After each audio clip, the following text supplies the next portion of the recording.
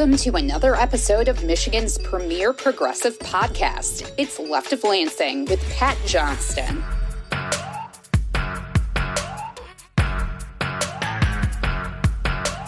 A progressive and populist insight into Michigan's political and cultural world.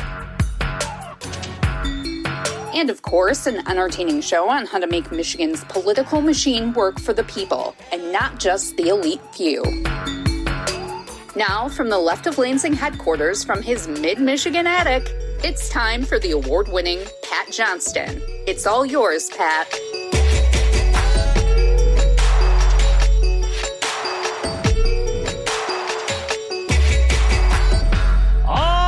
Yeah! Welcome to another edition of Michigan's premier progressive podcast. I am Pat Johnston, and may I just say that what we need in this country isn't more testosterone, it's Imodium.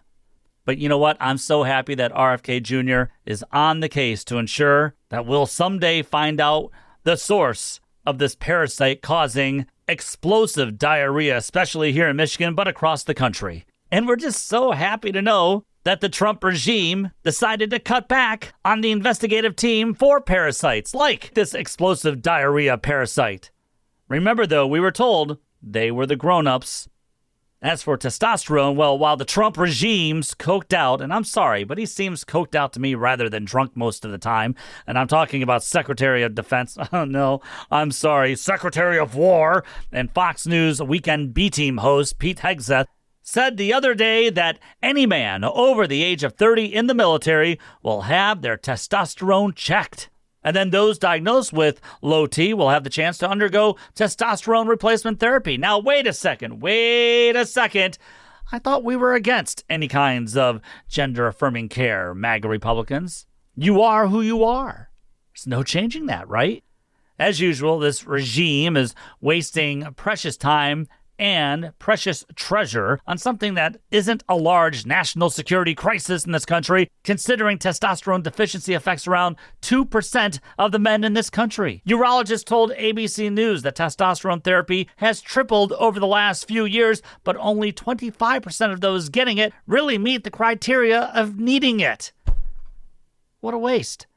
Now, I do recall how dear leader Trump told many working class voters how he would be the peace president, don't you? But yet he allowed pathetic Pete Hegseth to slap on Secretary of War over the Secretary of Defense sign so that Pete could feel more manly. Like, in a way he was kind of covering up for maybe his low T energy, maybe? I mean, I don't know, but Pete does wear an awful lot of makeup. And by the way, I thought we were against drag queens. What happened? So now we are apparently for gender-affirming care, and we're about drag queens. How times change. Meanwhile, the Iran war marches on. And for those in the political press who really believe that there was some stupid memorandum of understanding that was going to get signed, considering how Jared Kushner was in charge of those talks, well, the corporate press showed themselves to be fools once again. Israel was never going to allow the United States to get out of the Iran war. It was never going to end. By the way, you also remember how dear leader Trump and his MAGA media stars lectured everybody for years about the need for meritocracy in this country. And that was why we needed dear leader back in office, so that way he could vanquish DEI and get white people back in the power. Now, Jon Stewart on The Daily Show the other day talked about this at length, and I would urge you to check it out. Now, how anyone views dear leader Trump, though, as someone who wasn't handed everything and given every single break as a kid, notwithstanding, what the hell has Jared Kushner ever done to be given this kind of responsibility? The only thing he's ever done is close deals with the Saudis to enrich the Trump family, his family, but he's done nothing for the working class. And dear leader also pardoned Kushner's convicted felon father. But hey, we're told that is meritocracy, that we're supposed to live in a meritocracy, like the DeVos family lives in, I guess. leftoflansing@gmail.com is my email. Check out the show on YouTube and subscribe to us there as well. Like and subscribe to the show wherever you are listening, and make sure to give us a good old 5-star review, and join us on patreon.com/leftoflansing, and you'll get other content there, and you can drop off just a small $5 donation to keep this show afloat. We greatly appreciate it. Now, coming up here in a few moments, The show voice for Left of Lansing, Jessica Shepard, will be here in the attic, in the studio, to talk Michigan politics and especially the Democratic Senate primary race, since Jessica's a volunteer for Abdul Al-Sayed's campaign. We'll talk about why she decided to be one of the 10,000 volunteers across the state for Dr. Abdul and why she is supporting his campaign. Plus, we'll talk about the state of the Democratic Party in general and, hey, whatever else comes to mind. Whenever we get in the same room and start talking, I'm never really sure where our conversations are going to go. But I am thrilled to finally have our wonderful show voice, Jessica, on the show as a guest this week. So just stick with us. She'll be on here in just a moment. Now, Democratic Congresswoman from West Michigan, Hillary Scholten, gave an interview recently making some rather baseless charges that Abdul Al-Sayed is supposedly a misogynist. And she is, of course, backing Haley Stevens in this race. Beyond that, though, Hillary Scholten joined Haley Stevens along with Michigan Democratic Congresspeople Kristen McDonald-Rivet of Bay City and Sheree Tandahar in Detroit in voting against a proposal last week to cut off funding for Israel. Now, these are the same people, okay, claiming that they will stand up to the Trump regime and stand up for Michigan, especially Haley Stevens is saying that, right? Now, how you can claim that you will stand up against the Trump regime and stand up against anti-worker interest when you're basically signaling that you'll back Israel's genocidal government over working-class Michiganders at every step is something that makes no sense to me. Now, speaking of Kristen McDonald-Rivet, Democratic Congresswoman from Bay City that I just mentioned, her sister, Karen McDonald, is the Oakland County prosecutor. If you recall, Karen McDonald ran to become the Democratic nominee for Attorney General this election year. And Karen McDonald received some donations from some high-priced attorneys working for DTE and Consumers Energy. Karen McDonald also got the support of the Michigan Democratic Party establishment. But Karen McDonald lost her bid to be the AG nominee to Eli Savit, the more progressive Washington County prosecutor, at the state party's nominating convention last spring, a convention that, by the way, saw a record or a near record number of delegates. People are fired up. They want change. The working class is fighting for change finally. And those delegates chose to go with Eli Savit, and one of the main reasons is because he refused to go on a witch hunt against pro-Palestinian student protesters at the University of Michigan, unlike current AG Dana Nessel. You see, Eli Savit did not really want to work with the Trump regime and its continued efforts to demolish the First Amendment of the Constitution. Anyway, Karen McDonald went on Fox 2 News in Detroit this week and declined to say whether or not she'll support Eli Savit this fall. Unreal. Eli Savit is a Jewish American, by the way, who is vowing to protect free speech rights, protect workers while holding corporate interests accountable. Seems like something that many Democrats would support. Yet Karen McDonald says she's not sure if she'll support Eli Savit. What happened to vote blue no matter who? And then listen to this, and this is really rich, okay? Karen said this about the nominating convention where she lost to Eli Savit, saying, "I have never seen more extremism. I have never seen what I saw at the convention, which a lot of Democrats don't want to talk about. It was hate, it was bullying, and it made people afraid, especially people in the Jewish community." Taking money from DTE and Consumers Energy officials, not extreme, right, Karen? I mean, money that we're sure the utility monopolies wouldn't expect to help in their cause whatsoever to get more billionaire tech bro hyperscale AI data centers built in Michigan, right, Karen? But here's the ludicrous part. Karen said that the delegates were extreme and bullying people around, and it made people afraid, especially people in the Jewish community. Sure, Karen, right up to the point where delegates voted for a Jewish American over you. Sorry. You see, some of these people have no shame from the corporate establishment, and they believe the working class is nothing but a bunch of suckers, but the working class is fighting back. Coming up here in a moment, sorry, just got my blood boiling a little bit, but coming up here in just a moment, let's talk with the Left of Lansing show voice, Jessica, and find out why she volunteered for Dr. Abdul Al-Sayed's campaign and why she grew tired also of the Democratic Party establishment, plus much more. You are listening to LOL. A working class voice for the working class. It's Left of Lansing with Pat Johnston. If you'd like to tell Pat what you think of the show and maybe even congratulate him for providing podcasting excellence, Oh, brother. Email him at leftoflansing@gmail.com. If you have an idea for a guest or a topic for a future show, email him at leftoflansing@gmail.com. We'd like to thank you for listening and for helping spread the progressive message in the Mitten State and beyond. Now, here's Pat Johnston.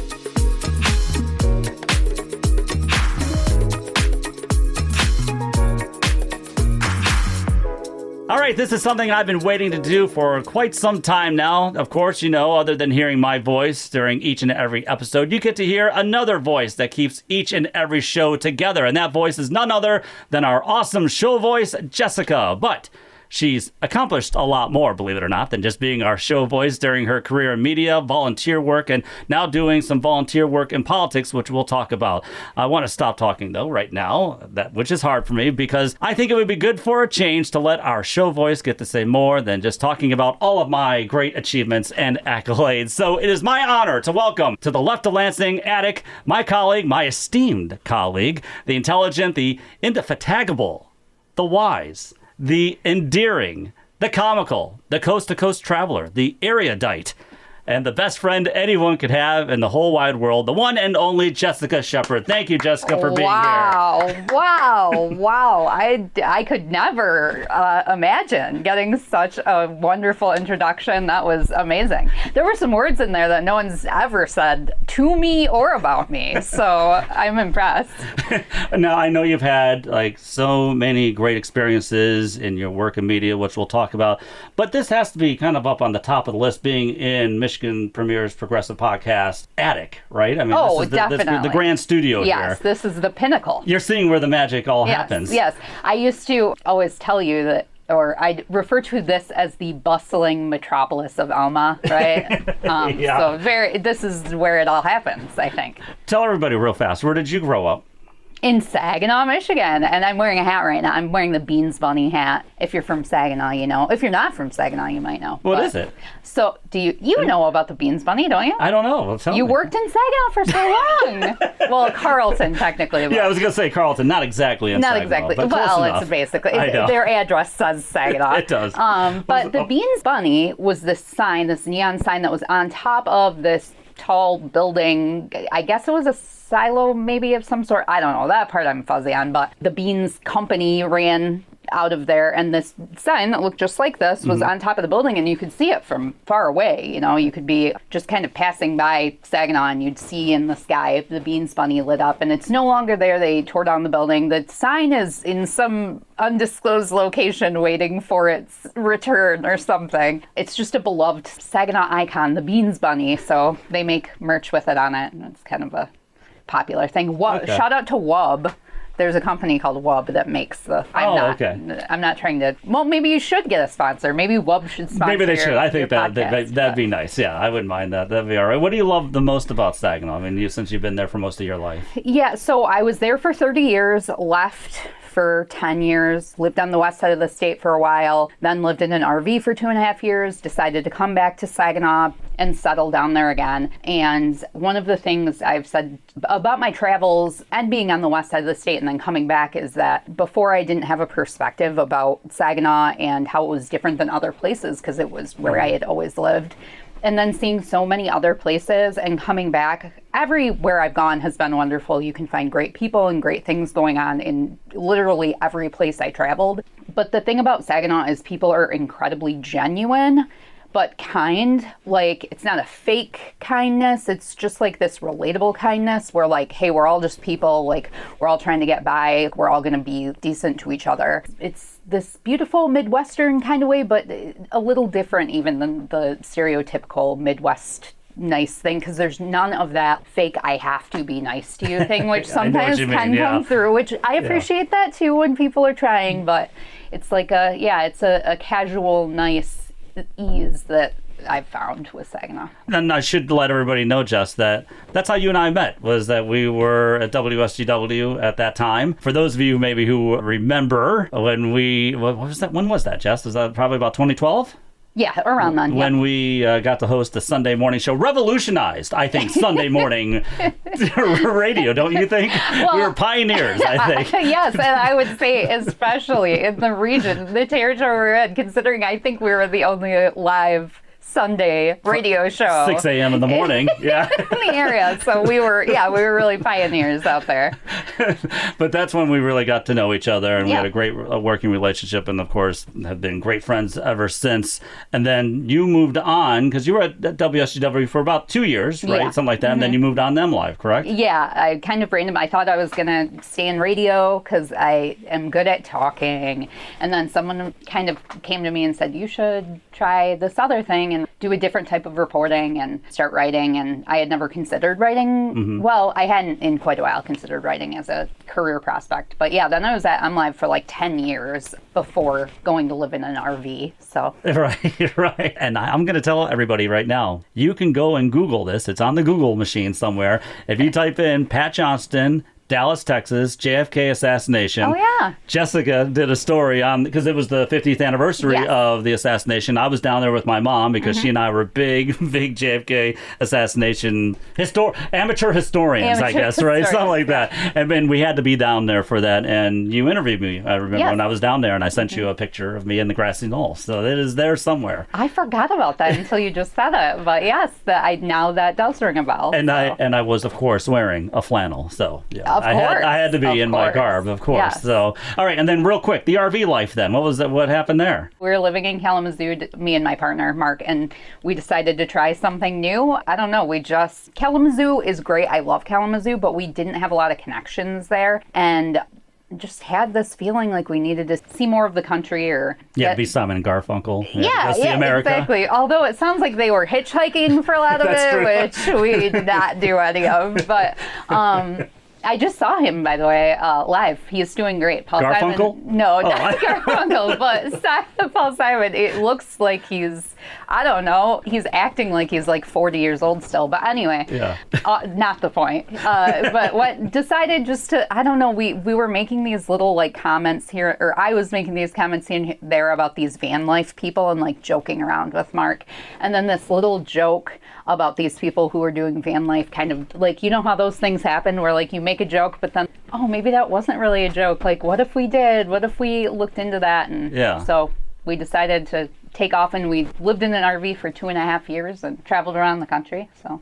What did you learn traveling across the country? That there's so many beautiful things. I would love to travel the world also, but even with the 2.5 years and we went a lot of places, there are so many beautiful things to see across this country and interesting people to meet. And you could spend a lifetime just in this country trying to see everything and meet everybody and get every vibe, because every small town, every big city, any rural stretch of nothing, there is something there that's special and makes you see the world in a different way. But I think really that this is going to sound trite perhaps, but when it comes to people, we all, like, no matter what, I feel like we can all relate to each other, even if we're from different places, we've had different experiences. I think that's what I really learned, is there's connection with everyone everywhere if you're trying to connect. Yeah, no, I agree with you. I think there's a lot of times that people do have more in common than maybe that they realize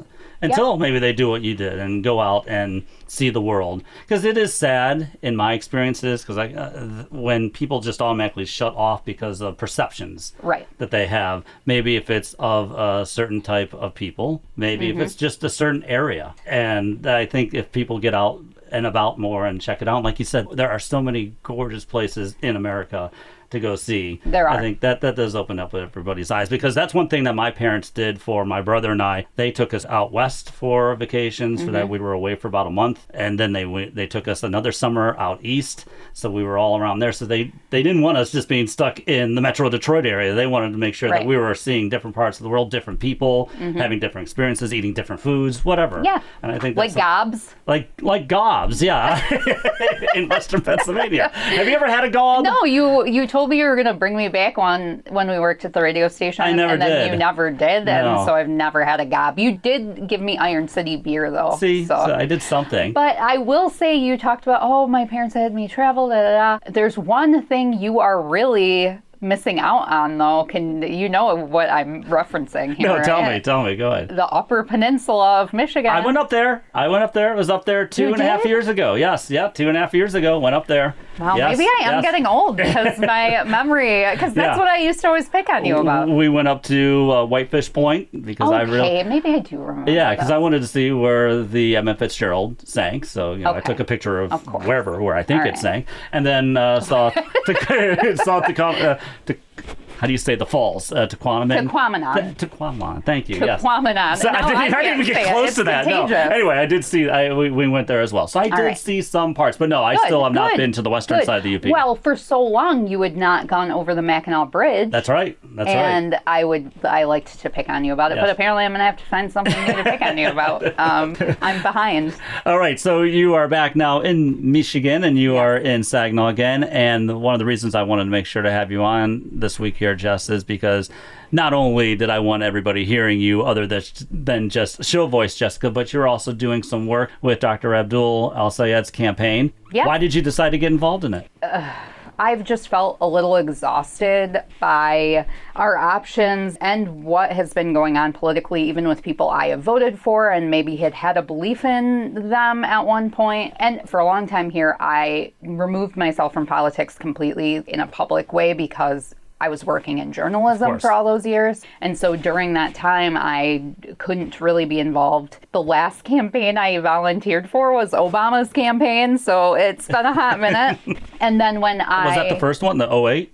Both. Oh, both of them. Okay, yeah. Right? But no, not the 12. It was just the 08 because by 12 I was working. I was going to say, you were at SCW in journalism. Then. So it was just the first one. So for all those years I couldn't, but I've always been so interested in what's been going on. And then Abdul is exactly, I feel like we have the same worldview, and just his message of like how he really just wants to take care of people and how this country that has so much wealth should be able to take care of its people. Like, to me, that is just of the utmost importance, is we should all be taking care of each other. So you were still here in 2018. I was in Kalamazoo. Yeah, in 2018. Yes. So is that when you first heard of him, when he was running for governor? When he was running for governor. Can you recall? I mean, do you remember anything from that campaign? Because I do remember things that he was saying. Yes. That really turned me on. I was like, I am agreeing with this. I have to admit, though, Jess, while his message was probably resonating with me more than Gretchen Whitmer's, I was still, though, of the mindset,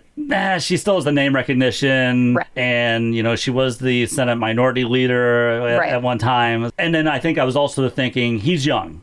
He'll have his opportunity. But that's kind of what I remembered, though, in 2018. I think I remember AOC coming out and also campaigning with him. Yes, I think you're right about that. And I think that was my thought too, is I really liked him, but didn't think it was a viable option at that point, just because, he was young, he was a newcomer, all of that. So I'm kind of happy that he reappeared and didn't go do some other amazing thing, because he's obviously a very smart guy. Yes. Could be doing a lot of things. So I'm happy that he's running and hopeful about it. What are you doing with the campaign? So I started out by just signing up to go knock on doors. As we've discussed, I can talk. That's one thing I can do. So a lot of people are nervous about going and knocking on doors, but I don't really have a problem with that. So I was like, you know what, I'm just going to go do this. So I signed up and then just kept going, and they asked if I would help train people. So I've been doing some training, and so just really trying to spread the word and get all these doors knocked on. It's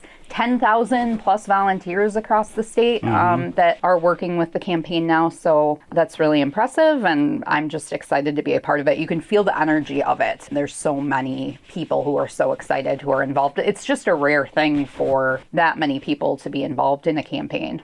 So, like, on days that you are volunteering, like, how long are you out there and knocking on doors? A lot of times it'll be a couple hours, if it's evening after work or something like that. But I actually participated in there's this gentleman, his first name is Dante. I wish I knew his last name, but he is one of the campaign volunteer captains for Kent County.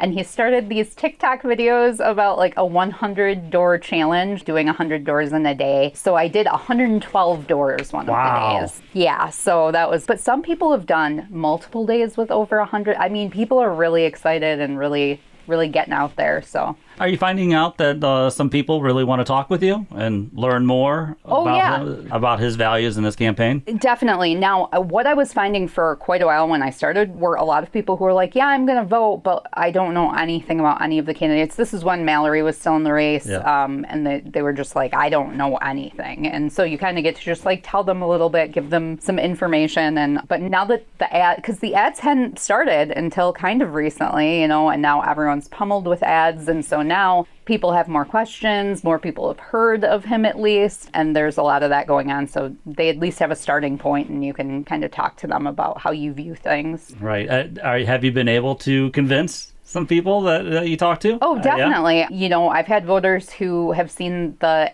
ads that are just everywhere. I feel like every time I look, and I'm not even watching anything that often, but the disrespecting women comments. Yeah. And so I have had some people say, well, I had one voter that I'm thinking of specifically. He said, I really liked him, but then I saw these ads about that he doesn't like women. And I was like, oh no.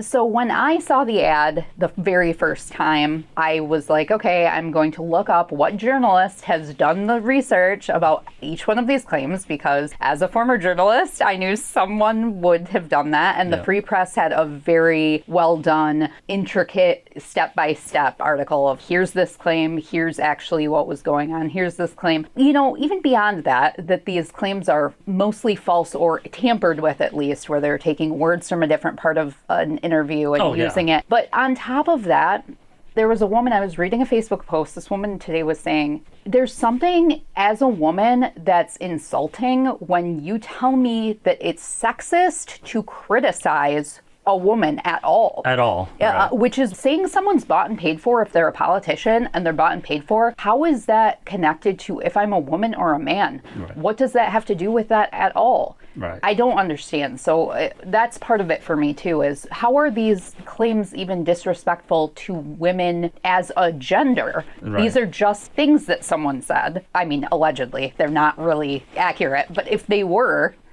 this is where my cynicism comes out here, Jess, is that this isn't surprising me, though. No. It's not surprising me that this was going to be the tact, especially after what happened with Graham Plattner in Maine.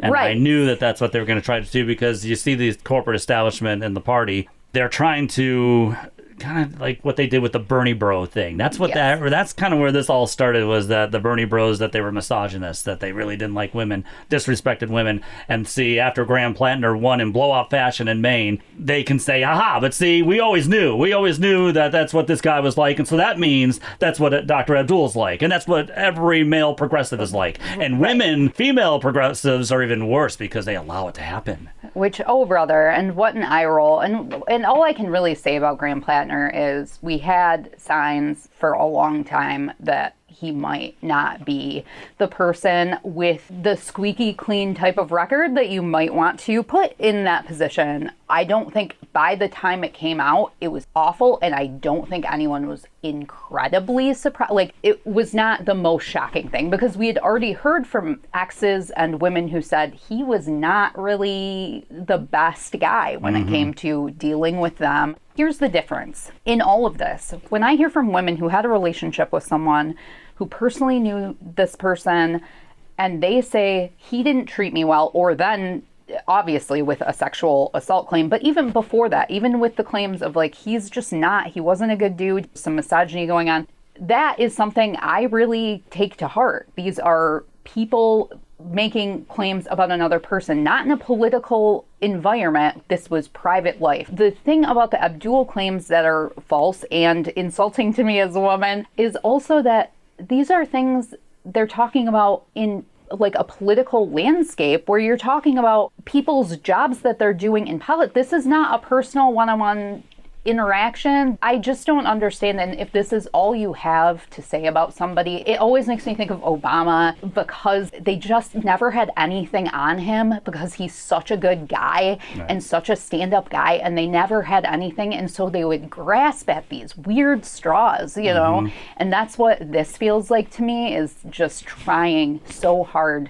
to make someone with a really clean record look bad somehow. And it's sad. It's sad that we can't just talk about the policies that these people want to implement as a U.S. senator, instead of just these weird attacks. But you can't do that, because if you say that Haley Stevens accepts all this AIPAC money, then that makes you a misogynist. Do you not know that? Do you not know that? That's just how it is. And you know what? It's very similar. It is very similar. And I'm going to just take it off from the whole AIPAC thing. It's very similar, though, if you say something negative about Bibi Netanyahu, if you say something negative about Israel's right-wing government, where they say, oh, then you're an anti-Semite. Right. And then on top of that, I think it's that the corporate Democrats then are still failing to understand why there's so much anger within the Democratic base, why you're seeing these Democratic socialists or real progressives winning races across the country. Right. They're missing out. They're also missing out on the whole thing with Graham Plantner. While they're celebrating that he's out of there, there was a reason still why Maine voters were backing him, despite some of, like you said, we were hearing some things trickling out and that weren't so good, but they were still willing to vote for him because it was the message that he was pressing. Right. And they're still missing that. And they're still missing that, I think, with Dr. Abdul. Yeah, I mean, I think people are just so desperate for someone who is going to actually try to change the system. I think so many people have figured out we can't just keep kicking the can down the road. We have to actually make huge sweeping changes to the system, things like getting money out of politics. Right. And if we did that one thing, if we got money out of politics, it would revolutionize things. Our whole country would be different. Our whole government would behave differently. People who only are there for the wrong reasons wouldn't be there. And then I will say, I don't want to say people are trying to get there for that, but I also think what happens is a lot of people get into those positions. Then these money streams come for their campaigns to further their careers. And it's just everyone's doing it. They're there. This money is in the system. It's become such a normal part of it that everyone takes the money from these corporate PACs or from special interests. And then, you know, what does that do? It really taints everything. And if almost everyone's in on it, if you've only got Bernie out there shouting about it, or you know what I mean? It's just, I'm not saying everyone had the worst of intentions going into it. I think a lot of people get corrupted by it because I think the system itself is corrupt. And so I think it is going to corrupt people. So you have to change the system entirely. And that's why I think you have a working class that is fed up with everything. And I think that's why you're seeing these candidates who probably, even back in 2018, I think everybody was still, we'll stick with the names that we know. People are now like, no, we got to change this. This just isn't working anymore. Right. I think particularly in our federal government, I mean, in 2018, Abdul was running for governor, and yes, there are other issues there, but when it comes to things like money out of politics or getting health care for everyone, those types of things, I think people are really deciding they want. Those aren't the state level issues. State level issues are different. So I honestly think that when it comes to Abdul, that this is the best place for him, is trying to get the federal government changed in some way, which I know it's a tall order, but this is one of 100 senators. And then if you're there for a long time, if we start to see progress, other places start to elect more of these people who will work together on these things, it's the start of potentially something that could be a very big deal. I agree. You know, I was talking with a family member and they said, you know, well, if he wins, that's good, but that's just one. Right. And I said, that's true. It is just one. I said, but that can start something. And I said, right now, we only really have one with Bernie. I'd say maybe there are a couple others. I shouldn't really just say maybe it's just him, but if you can just start though with one there, and that's kind of how the MAGA movement also began. It really is. It started maybe with the Tea Party and then morphed into the MAGA movement, but it was starting one by one by one, and then it expanded. And I think that's what you could get here. I just have a question for you though, because again, this is my cynicism here, Jess, but you know, we've talked about how you put in a lot of time, a lot of effort, a lot of miles, you know, walking around, knocking on doors, which is, I think, an essential part of campaigning. I've talked with so many other candidates, either for state government or on the federal side. They always say door knocking is like one of the most important things. But we've talked about it, you know, all of a sudden now we're just getting pummeled with all these ads.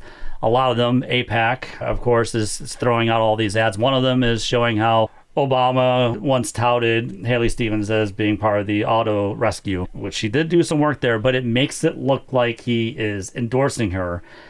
And it is having effect when you hear voters saying, oh, well, Obama's endorsed her. Well, no, he didn't, but that's the way these ads are portraying it. How does that make you feel after everything you're doing, but then you see how one ad can really make a difference? How does that make you feel? Yeah, I mean, that can be a little disheartening, but also pumps me up to get out there. I will say, yes, that Obama did endorse Haley Stevens in previous races and has not in this race. He has not endorsed anyone. And also, when it comes to the auto bailout thing, I always just think of how the UAW has endorsed Abdul. And then I think that's just such a weird stance to take because these auto workers are backing the other candidate. So, yeah, it can be deeply disheartening to see ads do. But I really think there is an age gap here when it comes to the TV ads. I really do think older voters are more trusted, and that can be a beautiful thing, that they're more trusting of what they hear on television because they remember a time when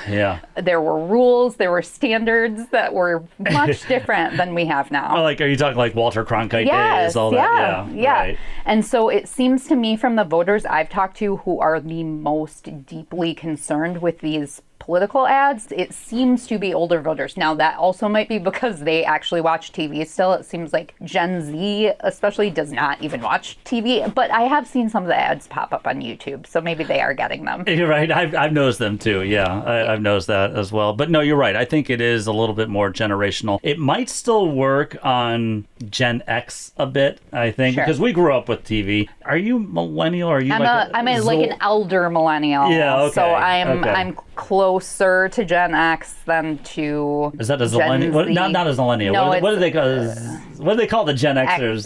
Xennial or maybe something like that. You're right. I don't know. But so but I agree with you. I think it does work. Those ads do work with older voters. For sure. And let's be honest, they're the ones who statistically are the ones who are coming out more to vote.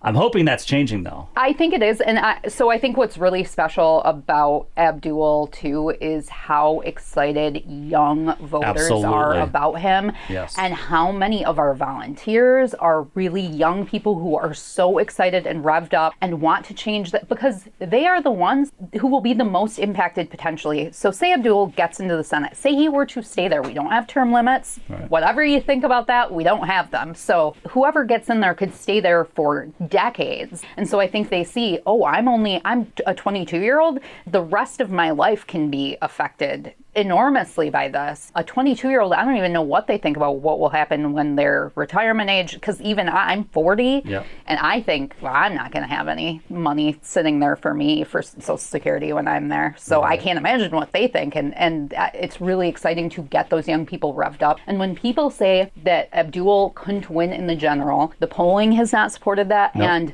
my personal experience with young people being so incredibly excited, they will get out and vote. These young people, they're not like the older Democrats who will go out and vote blue no matter who. They won't do it. They will go out for a candidate that they believe in. So he's going to get a bunch of people who will come out to vote who wouldn't have. They're also notoriously hard to poll, these Gen Zers. The polls could actually be skewed without getting enough of them on board for polling. So I really don't know. It's so hard to tell what's actually going on until Election Day. But what astounds me the most is that there was one thing I was hearing after the 2024 election. It was how Democrats lost young male voters. And the evidence was showing that they did. They lost young male voters. And yet here you have these candidates like Zohran Mamdani in New York City. Mm-hmm. You now have Dr. Abdul. You're seeing them be able to tap in to that excitement and maybe the disillusionment, too, that maybe younger voters have of not being heard. Okay, so they're doing it. They're actually doing what Democrats were saying they weren't doing a good job at doing. Right. And now they're like, no, let's stick with the old system. Let's just keep doing what we've always been doing. And that just makes me want to pull whatever hair I've got left out. It does. Yeah. And again, that's kind of insulting to me. So I'm a 40-year-old woman, right? So I think I'm supposed to kind of be at the heart of what these establishment Dems want. Yeah. Like they want us. They seem very interested in making sure women are going to follow the establishment line of whoever the Democrats have decided for us that they think should be there, which it's insulting. It's infuriating. I know what I want as as a person. I know who I want to represent me, and I don't need them to tell me. I get to figure it out for myself. But Right. yeah, I just think it's out of date. This whole playbook's out of date. The Republicans just went through all of this as well.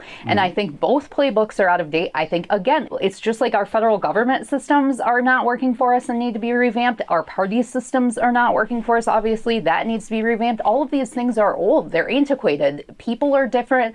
The way things are going are different. And everything has been so corrupted. That's, again, with the money out of politics. Both of these parties have been so corrupted. People see it. They see what's happening there with Bernie, with Obama even. And Obama was able to overcome it, luckily, but not everyone can, because it's such a strong, powerful thing, this party, this entity. But are they really representing people? I don't know. They're representing themselves. Quick question. Yes. Have you evolved politically? The way you're talking right now, do you think this is how you would have sounded maybe 10 years ago? So it's funny. It's almost like I've come back into what I was like when I was a lot younger, because I think what happens in life is you get a little worn down. You start to buy that. You start to buy the thing about, oh, we can't elect someone like that who's going to do those extreme things. We can't do that. So I have this uncle. He is almost 80. He might be 80 now. He has always said he was a Democratic Socialist since I was a little kid. Oh, wow. And I always thought, oh, brother, like, where will that ever get? You know, like, there was a time at which I loved those ideals, but what are we going to do with that? And I thought that we couldn't make revolutionary change, that you kind of had to pick one of these two options that were presented to you. And so now I kind of feel like I've come full circle to where I was more when I was a teenager or college age, and feel more like, wait, why can't we? Like, we are the people. There's more of us than there are of the wealthy establishment, and we should be getting taken care of. We should make things the way we want them. That's what America's all about. That's what our Constitution is all about, well, and our Declaration of Independence and all of that, all of our important founding documents. Yeah. We should be able to do all of this. And especially seeing so many countries like what was the World Cup thing, that we were only one of 2 countries that don't provide health care to their citizens that were in the World Cup, which is just absurd. And you hear something like that and you're like, we've always been told we're great, we're so great. I love America, don't get me wrong. I'm very patriotic, I'm very happy to live here, but that would make me really, really proud if we took care of everyone. And I think it's what we should be doing. And I think that is what America truly should be about. Agreed. And I think for me, Jess, I always kind of followed the axiom from JFK. There was a quote that he once said, I'm an idealist without illusions. Mm-hmm. And I used to always believe that. I was like, I get what he's saying. Yes, maybe sometimes just go incrementally and see what you can do. I think, though, after what we just saw, what the Trump regime has done in just not even 2 years, that they were able just to turn things upside down. I think that got a lot of Democratic voters pissed off because they were told for so long, well, we can't really reach that high. We can't really go that far. We can't really do this. We just have to nibble at the edges and fight to protect things, to protect that without really trying to go all out and try to change the system. So for me, I was always, I think in my heart, a Democratic Socialist, but I thought, well, that's just not going to be, so I'll vote blue no matter who. I'm done with that. Right. I personally am. And so that's one reason why I have supported Dr. Abdul for a long time. I announced my support for him back in February because he actually is trying to move the Overton window, something that Democrats just fail to want to do. I always feel like Democrats are the ones fighting defense, always. They are, yes. And that's one of the things that's frustrated me so much with this is everyone's, well, no, you have to get someone electable, which I argued about who's electable and who's not at this point. But even that concept, if it were true, the reasons that they have for it is because if we don't, then the Republicans will be able to do this thing and they'll be able to do that thing and we won't be able to block this thing. I don't want to just play defense. I think that's outrageous. And they're definitely not. Like, the other side is definitely not just playing defense.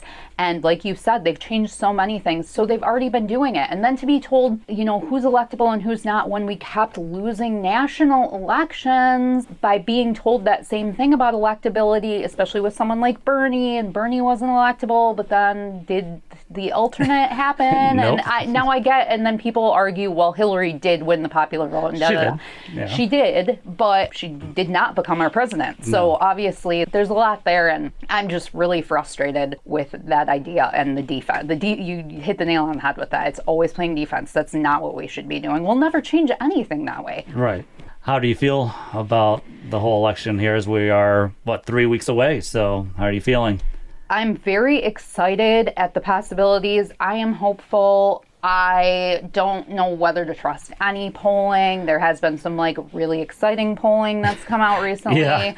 But I feel really good. I just feel this buzz and this energy. I just don't feel that from anyone else in this campaign. Mike Rogers, you don't think he's pulling in a whole lot of excitement? Are you kidding? No comment.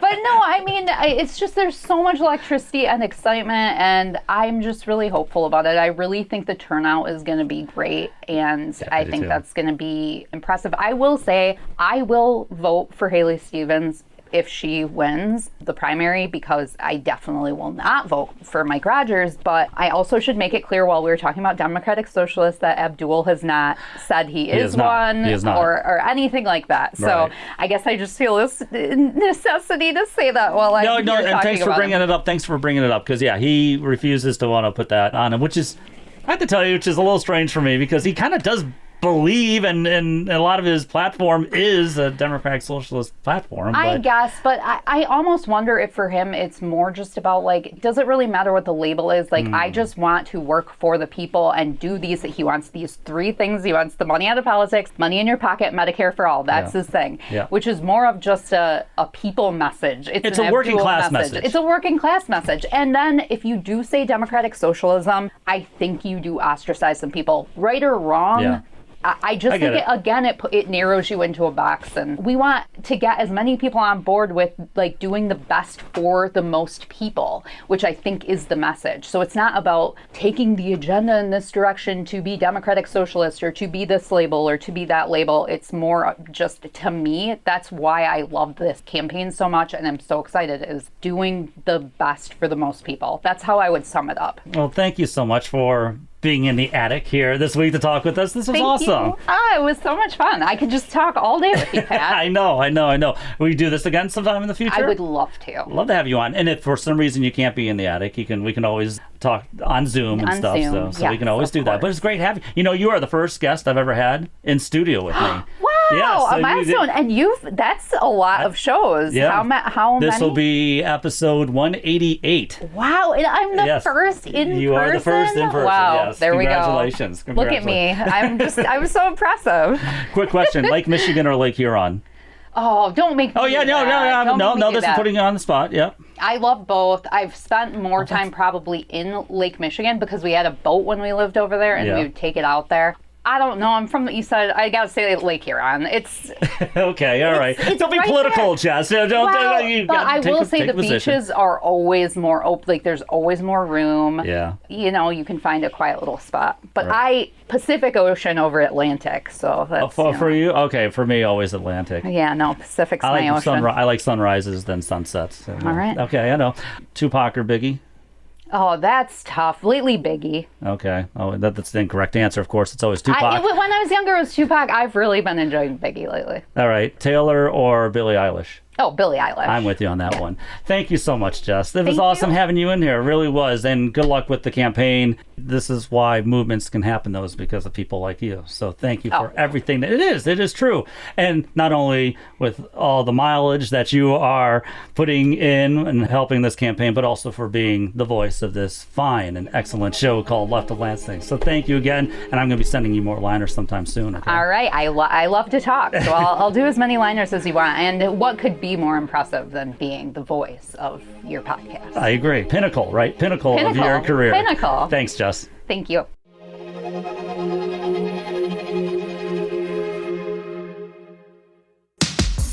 If you'd like to talk to Pat at any time, his email is leftoflansing@gmail.com.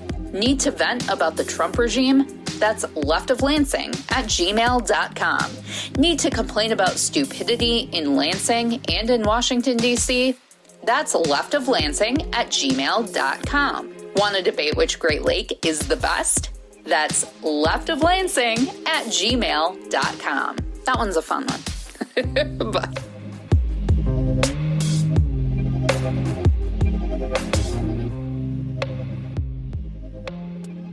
A special thanks to my good friend, our good friend, and show voice, Jessica Shepard, for joining us here this week. I think we should have Jess on here a few more times here in the future, don't you think? Let us know what you thought about our talk at leftoflansing@gmail.com. All right, the LOL weekly poll question this week is, what is the one issue you want the next Congress to fix first?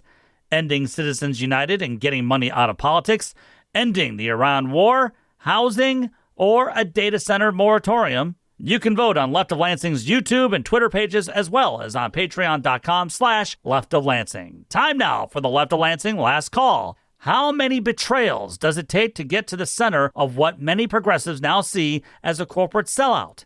Just like the old 1970s Tootsie Pop commercial, the answer seems to be 3.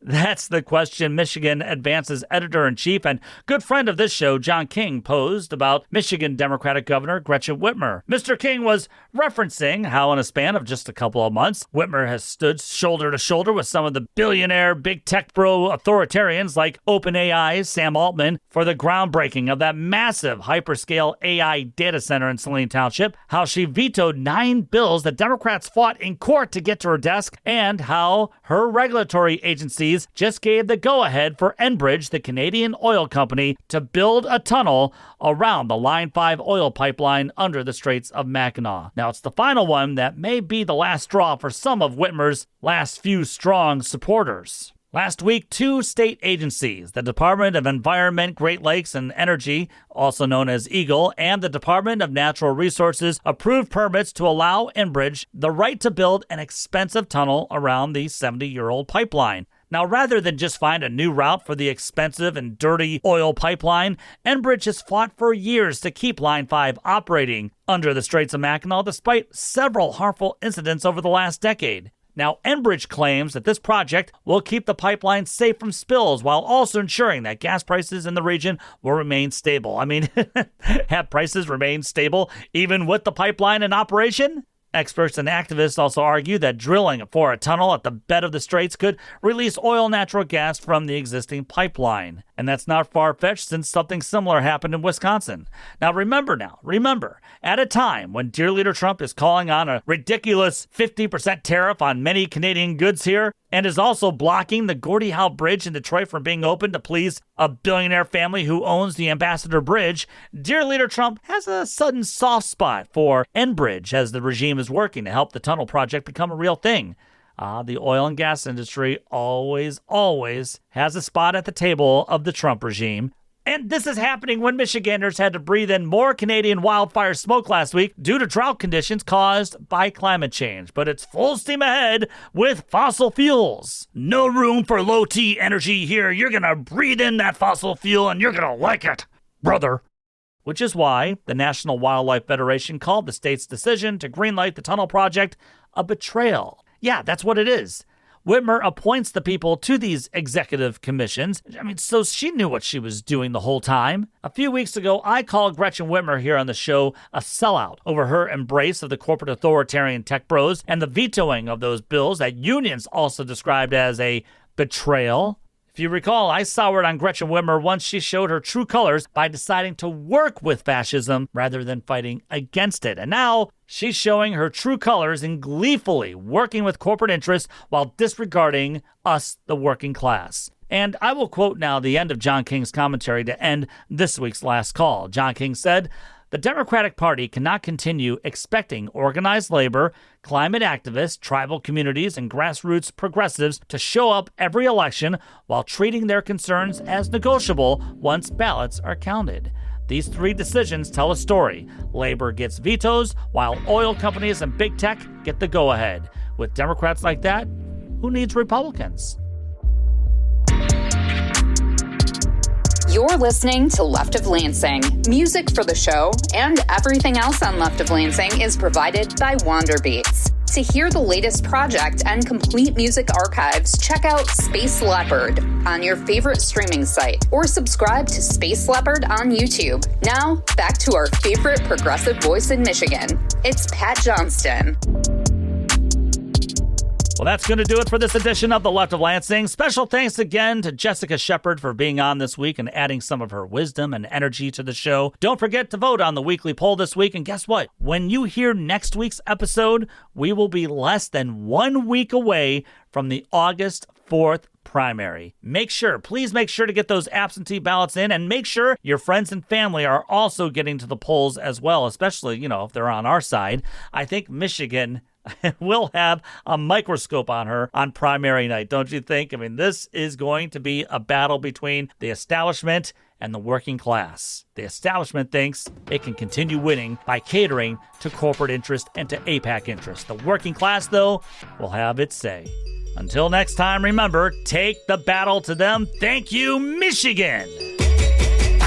You've been listening to Left of Lansing with Pat Johnston. Left of Lansing was produced by Pat Johnston, brainstormed by Pat Johnston, researched by Pat Johnston, written by Pat Johnston, edited by Pat Johnston, and yes, hosted by Pat Johnston. Technical assistance by Dr. Heather. Thanks to our good friend Rich for website assistance, and thanks to our good friend Kirsten for the awesome podcast logo. We thank Audio Boom for publishing the podcast every week. Visit leftoflansing.com for more news and information. Thanks again for listening to Michigan's premier progressive podcast, and we'll talk with you again next week.